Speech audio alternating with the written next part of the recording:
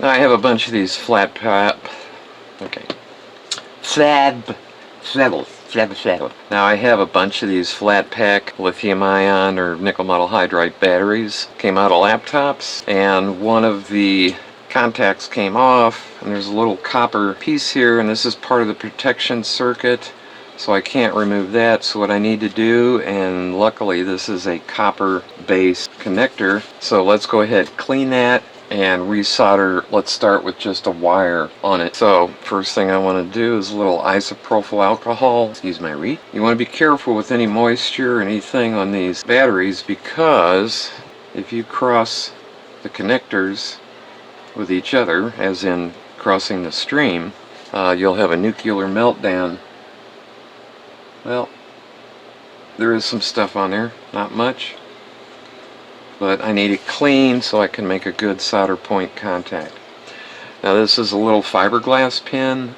This little fiberglass pin has come in handy a multitude of times for making sure that my contacts are clean, or connections, pulls off any residual oils or oxidation.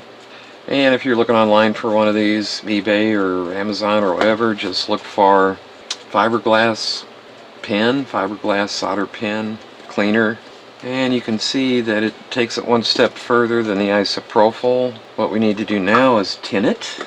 My little Radio Shack flux. Yeah, they're online. A little dab will do ya.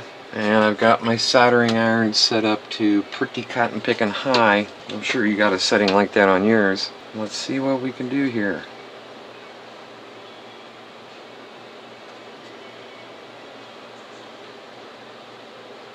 Perfect. Took to solder like duck to water. Now I'm going to need a good, fairly heavy wire. Boy, I got some stuff. That's good. That looks good right about there. Silicone wire. This stuff is flipping awesome. Because watch this.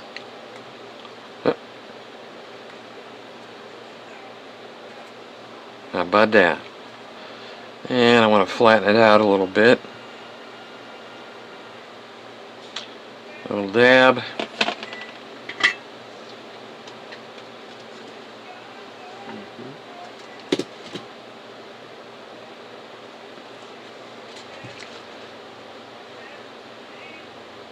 Nice. Is that the negative side? Oh, it's the positive side. My bad. Well, I tell you what.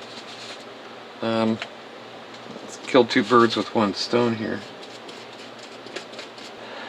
A little dollop daisy.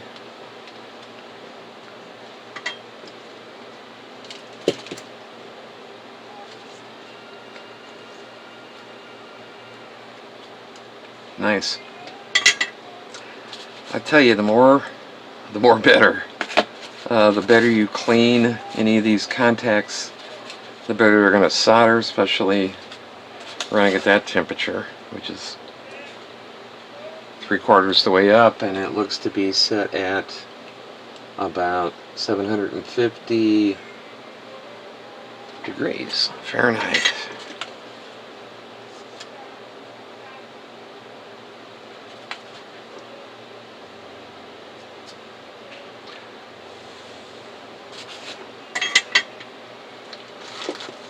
Now for some Panama red.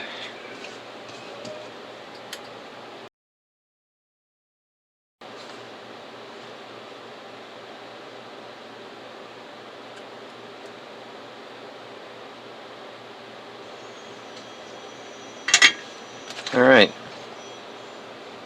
I'm going to be happy with that. And just a little bit of cleaning to get that flux off. Of course, these Q-tips produce a lot of little goobers. Not a problem. Why did I think I saw smoke?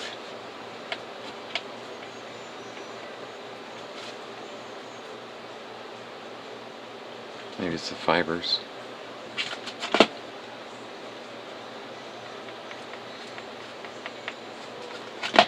Okay, good to go.